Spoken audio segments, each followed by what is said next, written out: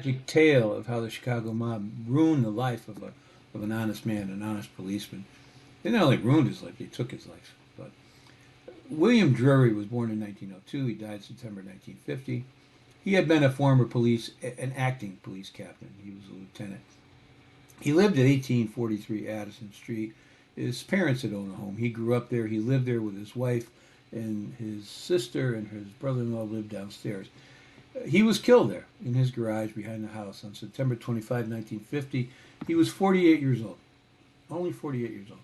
The mob killed him before he could meet, bottom line, before he could meet with investigators from the Kefauver Committee.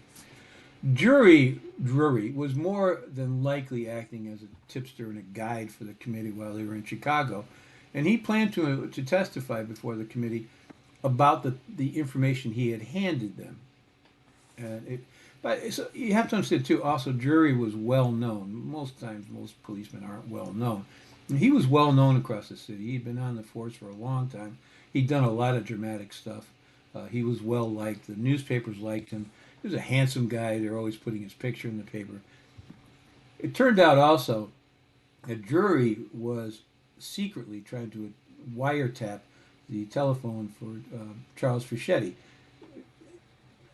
in his penthouse, Fischetti's penthouse apartment at Berry and Sheridan Road. Fischetti lived there, by the way, under the name Dr. Fisher. He thought that was funny. Sam Giancana used the doctor title occasionally. So there was an old feud between these two. Drury bragged that in the past when he was on duty, that every time he saw Fischetti, he, quote, chased him down the street and jailed his ass. He basically humiliated him. Not really a good idea. Drury was trying to lease an apartment in the building where Fischetti lived through a second person, a front person, but Fischetti found out about it. The night that Drury was killed, Fischetti disappeared that afternoon. He took his whole family with him, probably went to Florida. When the magazine writer Esther Velli was in Chicago collecting materials for an article linking the underworld to politicians in high places, Drury assisted him, he took him around, showed him. He did this, by the way, these following things after he had been fired from pressure from the mob, from the police department. He supplied Jack Lee. Jack Lee was the editor of the New York Daily Mirror, and Lee Mortimer with a lot of information for their book, Chicago Confidential. They wrote a series of books called Chicago Confidential. You can get that one online. You can read, just put in Chicago Confidential PDF, and you'll get a hard copy of it. It's an okay book. It's dated. There's a lot of late 40s, early 50s lingo in it. That's that kind of thing. But at the time, it was considered pretty shocking because people just didn't know that much about the mafia. He had also, I'm talking about Drury now, had also written a series of articles for the Miami Daily News, working with the Miami Crime Commission. He had flown down there, he worked there, and he reported about how Chicago mobs were moving into Miami and they were going to take the place over. The most damaging thing Drury could have done, practically speaking, was to reveal how deeply corrupted the former police captain Daniel Tubbo Gilbert was. This guy was so corrupt you wouldn't believe. Really, in my book about Roger Touhy, there's a lot of detail. He basically railroaded Touhy. He made sure that he went to prison. Gilbert was just, I can't, he was called the world's richest cop. He was just breathtakingly corrupt. Let me explain before I go on also, for those of you who don't live in Chicago, I don't live in Chicago, but I happen to know that the sheriff's office isn't like it is in other places. It's more like it is in L.A. It's a big deal. They have their own police force, their own investigators, their own budget. Can you imagine for the mob having Gilbert in that position, how wonderful that would have been for them? So they were big behind getting him elected, and actually, he looked like a shoo-in. Drury had offered to work with John E. Babb. Babb was the Republican nominee for sheriff. They call him Two-Gun Babb. He was sort of a ridiculous guy. He actually, for these PR things, walked around with 2 6-guns on his hip in Chicago. He was running against Gilbert for the position of sheriff. Drury provided Babb and the Kefauver Committee with proof in a sworn statement that while he worked under Gilbert's command from 32 to 38, that he saw Gilbert assist in either the speedy release of gangsters or just got the cases dismissed altogether. He swore out a statement that said that after Drury arrested Charles Fischetti, Little New York Compagna, Machine Gun Jack McGurn, Murray Humphreys, Tony Capeccio, Three Fingers Jack White, Gus Winkler, that Gilbert got them released and that he chastised Drury for making the arrest in the first place. Drury said that when he went and arrested Frank Nitti in 1933, that Gilbert went down to the jail, got Nitti free within an hour, and he apologized to Nitti for having been arrested in the first place. The same night that Drury was gunned down, this attorney Marvin Bass, he was the Republican nominee for Circuit Court Clerk, which is a lot more bigger position than it sounds. He was murdered near his home on Orchard Street and North Avenue. Bass had also agreed to exchange information with the Kefauver Committee and Two Gun Bab as well about Tubbo Gilbert. And the object was to embarrass Gilbert, so they murdered him. The Kefauver Committee needed Drury at the hearings because the Chicago mob was in lockstep agreement to refuse to testify before the committee, and that they would accept any sentence of contempt that would result from their refusing to speak. A day before the murder, this guy, Harry Russell, he was deeply connected on a lot of different levels, refused to testify before the committee at all. Russell, he was this low-profile guy, but he worked out of a bar at 400 South State Street. He was deeply involved with the mob bosses and gambling, and he was a financier. He put up money for a bookie. And so at the time when he was supposed to appear before the committee, Russell was mostly in Miami, and he was leading this bloody fight against the independent S&G gambling syndicate around Miami. And all of those guys were beaten or shot up, and they eventually left, and Russell took over that network. He did appear before the committee, whether he liked it or not, and he became the first person in American history to invoke the Fifth Amendment. A series of men and women, by the way, had called Drury, his wife, his sister, his brother-in-law, at all hours of the day and night, and they said, you know, if you don't back off, we're going to kill you, we're going to kill your husband, whatever. So Drury called the Kefauver Committee. He said, I need some protection for me and my family. Could you get some federal marshals here? On Monday afternoon, he had gone to his lawyer's office to follow through on that, to get protection. And he told his lawyer he had a premonition about being killed. He said, I feel jittery all the time. That's not like me, which it wasn't. He was a pretty brave guy. He said, I'm awfully hot with these people, the mob, in other words. His lawyer called George Robinson. George Robinson was the chief investigator for Kefauver while they were in Chicago. And he said, could you get me some protection? So at 5 o'clock that night, Robinson left a message with Drury's wife, I should say, to have Drury call him at about 7 o'clock, and he left a number. He said that the protection had been authorized by the committee's chief counsel, Rudolph Haley, and not to worry, everything would be fine. You know, it was a day late and a dollar short.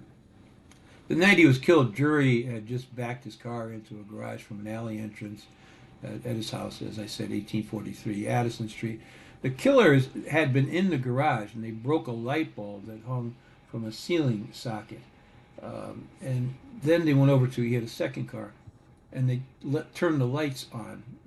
In those days, you could just walk over and pull like this long metal thing, and it would put the lights on. The theory behind that was he'd pull into his garage, it'd be dark, he'd get out, and they wouldn't see him coming. He'd probably go over to the other car, affording the killers enough time to turn the lights off, affording the killers enough time to murder him. The killers came out of the dark. They fired 4 blasts from a shotgun and one from a .45 pistol. Drury had no chance to open the glove compartment of his car where he kept the registered .38. He had 5 cartridges in it. The weapon hadn't been fired anyway. They got him while he was still behind the wheel. They didn't wait. Drury, he laid mortally wounded in the front seat for 50 minutes before his wife found him. His wife's name was Annabelle. He died a short while later at the Ravenswood Hospital. His wife said she was cooking dinner. It was about 6:45. She heard some loud noises from the alley. She looked out. She said she saw 2 Cadillacs drive through the alley. She didn't think anything of it. It was a busy alley. There was a garage up the street. They used it oftentimes as zip cars back and forth to make sure they were running correctly after they fixed them. So at about 7:35, she didn't know where her husband was because he was a very methodical guy, which is really how they figured out they could kill him in the garage. So she took a flashlight. She went to the garage. She saw him slumped over the wheel. She screamed. Drury's sister, Mrs. John Kaufman, and Drury's mother, Mrs. Frances Drury, she lived there as well, came running out. Drury's wife ran to a grocery store, 185 Addison, where she told the clerk, "Call the police. My husband's been shot." I guess she didn't have a phone, which may have been common in those days. I remember up until the early 60s, my aunt, who lived in a rural part of Connecticut, didn't have a phone. And when she got a phone, they gave her what was called a party line. And you picked it up, and if somebody was on the line, it was always somebody on the line. You had to say, "Hi, this is so-and-so. Could you please get off the line? I need to make a call." That was a party line. And that was up until like the mid-60s. The party line was very inexpensive because people just didn't use the phone as well. Today, my God, we make our livings on the phone. Anyway, the coroner eventually found 10 small shotgun pellets in Drury's face and his chest and his right arm. It killed him. He bled to death. The police commissioner assigned 58 detectives to work on the murder. Nothing came of it. The case was closed November 28 by the coroner. There's no suspect. It's an unsolved case.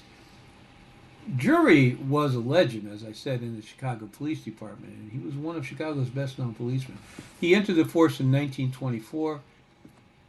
In his early career, Drury, he was a slightly built man. He weighed 130 pounds when he joined the force anyway. He got a reputation for personal bravery. He was decorated September 1927 for a hand-to-hand battle he had with a hold-up man. This idiot Drury was stopped at a car. This guy came over and shoved a gun stopped at a red light, I should say, shoved a gun in Drury's face and said, "Give me your money in the car." And it was a big fight. Drury eventually pulled his own weapon and shot the guy dead. Later that year, Chief of Detectives William O'Connor chose Drury to run a program that O'Connor had dreamt up, which would round up as many high-profile outfit members as he could and send them to a psychiatric laboratory for mental testing and possible incarceration, as it's read, in an asylum as a danger to society. So, in other words, these psychiatrists say, "This guy is crazier than a day is long. He should not be walking around the streets." And they get him locked up 30 days, I think it was, and they could get that extended 2 more times, for a total of 90 days, if the court allowed it. So Drury was happy to do it. He went and he rounded up Jack McGurn. He found a .45 on McGurn, so he dragged him into a .45 pistol. He dragged him in for questioning. McGurn, at the time, was being prosecuted for the murder of this guy, Dominic Cinderello, whose body was found in Park Creek. Gangsters Lou Rosenberg and John Mann were having lunch with McGurn at the time. Drury arrested them for disorderly conduct. It was just a general charge. It's enough to drag him in. Back to the Cinderello fellow. His body was trussed up with wire. He was sewn into a big sack, wool sack. They dumped him in the Calumet River. He was forced to swallow a towel, and that blocked his intake, and then that killed him. His brother was known as Pudgy. He had also been killed, but apparently word had come out that the brothers felt like they were in over their heads with the outfit. They were doing more than they wanted to do. They were thinking about confessing to the police about the crimes they had been in and getting out of Chicago altogether. Cinderello, that he had been tortured because they wanted to know where Pudgy was. Where could they get him? Because they want to kill him too. He wouldn't talk about it. They kidnapped him off the streets. They blindfolded him, tossed him in a car, brought him to a cellar of a home. They burned the soles of his feet with hot irons. Maria Pond, alias, she was a piece of work, by the way, Maria Sibby, she told police that she rented a room to Cinderella. Actually, they were lovers at 3237 Maypole Avenue. According to her, this guy, Salvatore Di Grazio, called her a few days later after he disappeared, and she said to let me know casually that Dominic had been taken for a ride. Wow. Ruggiero Ransario was identified by an informant as one of the killers in this case. Ransario was wanted for murder at the time of Sam Salerno, who was a 60-year-old neighborhood butcher. Anyway, inside the detective bureau, O'Connor told McGurn that he's going to be examined for his mental health And McGurn lost it. He started screaming, "I'm all right here. There's nothing wrong with me. There's nothing wrong with my mind." To which O'Connor said, "I would disagree, sir. I think you are a good subject for the test. And you should know that if the doctors here find that you are a person of low-grade mentality, we will charge you with possession of a weapon we found on you and have you held in a psychopathic hospital." That's what they were called at the time, I guess. So anyway, a lot of these guys were called. It was just a practice of humiliation that the world thought they were crazy. Drury was a natty dresser. He was sort of a glib guy. Uh, he and his partner, John Howe, H-O-W. Howe would later be best man at Drury's wedding. They were called the watchdogs of the loop. Drury was widely known to the wealthy in Chicago and the influential as a guard at these high function affairs. He would get dressed up in a tuxedo and he would guard their jewels and other valuables for special occasions. Bear in mind, it was about that time the mayor's wife had been robbed by, I'm going to say, one of the Battaglia brothers of her jewelry and so forth. So it was a real concern. In 1930, Harry Guzik, Jake Guzik's brother, who was a pimp, and this guy, Jaime Levin, were arrested by Drury. Jaime Levin is an interesting guy, by the way, who did a lot to create gambling in this country, especially in the South. Levin and Guzik, they were arrested by Drury and Howe, not Aunt Howe, but by John Howe. The next day, they were transferred out of plain clothes, the two detectives, to uniform patrol. The newspapers found out about this. So, in other words, Guzik had used his considerable power to have them knocked out of plain clothes and into uniform. The newspapers found out, they were outraged, and both guys were returned to regular duty the next day. Drury was a good-looking guy, and his department placed him, and he had this sort of swashbuckler thing going on. The department placed him in charge of a, quote, flying squad of equally handsome, well-dressed young detectives in expensive clothes that were assigned to keep the grounds of the Century of Progress exhibit free of criminals. And they made a big deal about that. Mayor Cermak, mayor at the time, he wanted these guys photographed. He wanted to put a new face on Chicago as a law and order town because the Capone mob at that point had pretty much made Chicago wrongly the center of crime in the world, and it wasn't. Drury rose up rapidly. He became a sergeant in April of 33, a lieutenant in May of 38, acting captain in 43. It was Drury who headed up the investigation of the brutal murder of Estelle Carey, a mob girlfriend. Drury had been restored to duty after a long court fight over a previous suspension for allegedly allowing gambling to run in Town Hall District, which he headed as acting captain for 8 months in 1943. A grand jury, how it happened, the grand jury called in the police commissioner, the chief of police, I think it was, and they just blasted him. You know, just, look, they're gambling all over the place. What are you going to do about it? And they really humiliated him. And they kept it up for several days. So this guy's really angry, so he did what all bad bosses do. He blamed the people under him, all the captains he had working for him. A grand jury called in Drury. They said, look, why did your men fail to find 49 known gambling places, all within a square mile of the precinct, and why didn't you close them? Bear in mind now, that came from the state's attorney's office. The state's attorney wanted to be the mayor of Chicago. Were there actually that many gambling places?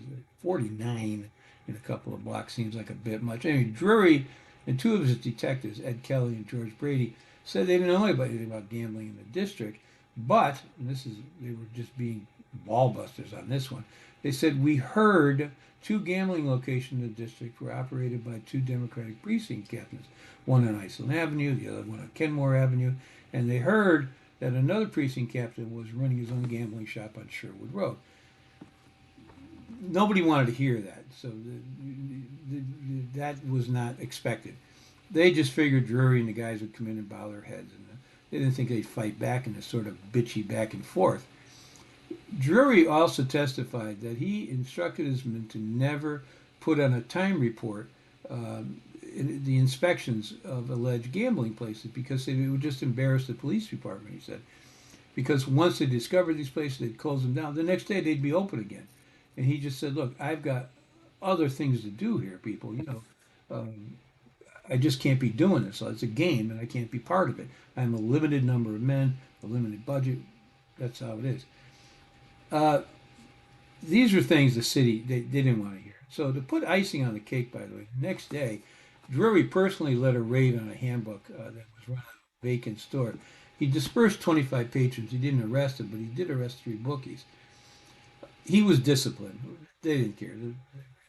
He was one of 6 captains, by the way, disciplined. When the story is told about this, it seems as though Drury was the only one disciplined. It wasn't. It was a department-wide thing. Somebody had to hang. And in some cases, some of these captains were corrupt, of course, but a lot of them weren't. But residents and business leaders in that community where his station was, they got 2,000 signatures. They went to the mayor's office and they said, "You got to reinstate Drury." They said that he had kept the district clean of crimes, violence, holdups and robberies were down dramatically, and of course the city lifted the suspension the next day. At that point, the police commissioner, Pendergrass, a new guy, assigned Connelly and Drury, this guy Tom Connelly, his longtime partner, to solve 20 murders. And in them was the Reagan case. Drury and Connelly had worked for months on the Reagan case. They found 3 men that they identified as the murderers: David Yars, William Block, and Lenny Patrick. Before the grand jury, however, these 2 of these guys said that they had been coerced into testifying. They said that Drury and Connelly had beat them up. When Drury and Connelly said this is an outrage and they would not testify before a grand jury investigating them about coercion, about beating these guys up, Pendergrass, the police chief commissioner, suspended them. This is in 1947. And Civil Service Commission backed them up. It was a sensational hearing which covered the charge. The state's attorney, this guy William Touhy, and his first assistant, William Crowley, Crowley was a piece of work. I know a lot about him. I don't think Crowley was a political player who happened to be in these positions, these legal positions. I don't think he was corrupt so much as he was just stupid. He was just a dumb person who kept getting promoted. According to Drury, Touhy and Crowley instigated these charges. They're the ones that said, "Well, you've obviously got this quick confession that we couldn't get. You found these suspects that we couldn't find. So you did it by beating them up." And when they went to these punks, they said, "Hey, by the way, did these guys beat you up?" They said, "Yes, of course, yes." Is that what you want to hear? So Drury had raised the ear of the state's attorney, Touhy, and when he let it be known on May 2, 1946, 6 weeks before he was shot, that Reagan appeared at the office of Touhy's office, and he asked for protection. He said, "My life's in danger. These guys are going to kill me." Touhy said, reluctantly said, "All right, I'll get you a detail." It took him a week to get the detail. When he got the detail, the cops were so unreliable that Reagan said, "I don't need this," and he fired them, and he got his own guys to protect him. They were in the second car. It didn't matter who was protecting him. I mean, they got him anyway on June 24th. At around 6:15 at night, Reagan was driving south on State Street. He had his bodyguards in a follow-up car. He stopped at a red light at Pershing Road. A truck pulled up alongside him, but then pulled up pretty far ahead of him, so the rear of the truck was facing his windshield. 2 goons were hiding beneath the tarpaulin. They pulled it back, and they fired shotguns. They hit Reagan in the right shoulder and in the arm. His bodyguards fired the truck, which took off, and they got Reagan to the hospital, Michael Reese Hospital. Guzik, Humphrey, Ceratelli, and others who he had said were going to try to kill him were called in by the police and questioned. They, of course, knew nothing, and they were released. Reagan regained in the hospital, and he was reported to be virtually recovered from the effects of the shooting. They got him. They were only a few feet away when they fired these shotguns at him, so it was pretty bad. He became ill, supposedly, of uremic poisoning, and an operation was performed on August 8th, and he died August 14th. On August 30th, Coroner Brody of the city announced that mercury had been found in Reagan's body. The final official report is that Reagan died of chronic and acute nephritis, kidney inflammation. with the wounds as a contributing factor. So the theory is they poisoned him. Gave him mercury is how that panned out. Drury insisted that Touhy had bulldozed them because they had arrested Guzik, who was the head of the gambling operation for the syndicate, and he was trying to railroad them out of the police department. They said that loudly and often anybody would listen. The Civil Service Commission disagreed on the charges. They said Touhy and Crowley had in fact beat up these two guys, and they fired them. It was found, however, that there was insignificant evidence to sustain a second charge by the police commissioner, that the reason they had refused to testify is because they had conspired to bring about false indictments of Yaris Block and Lenny Patrick. You know, Yaris Block, I'm saying you should beat people up. Yaris Block and Lenny Patrick were at that time pretty awful human beings. I mean, they were really bad criminals. They were a walking crime problem for the city of Chicago. And how they got believed is, well, I guess if you have the state's attorney working with you. Drury and Connelly insisted that their dismissal was a result of a syndicate putting pressure on the state's attorney and everybody else. They made the mistake. They charged the mistake they made was arresting Jake Guzik. U.S. Supreme Court, that's how far it went, refused to hear his plea. And firing, he said the firing was a violation of his constitutional rights, and it died out. So after the 1947 firing, Drury and Connelly, they worked for almost 2 years for newspapers as experts on crime. Drury opened a detective agency, and he advertised in Chicago papers, and this is what killed him, that he was available to any group or any person which wanted to smash syndicate gangsters anywhere. The odd thing is that although he was living off his savings, he was known to be constantly short of funds. He didn't have a regular income coming in. His appeal to the Supreme Court had really done that. That I'm going to use the word C, was suddenly flush with cash. He bought a brand new car. He bought a Cadillac, which was registered in his wife's name. The theory here, I think, with the Bruster trying to use to paint him at the end, was that he had gone over to the mob, was working for them, and then intended to go to the commission and say, and this is what I learned working for the mob. I don't think so. I think the guy, he ended up with a new caddy. I don't know. I mean, he lived rent free in a home he grew up in. Maybe he just felt like he needed to reward himself. There's no other evidence of any money any place in his accounts or anything else.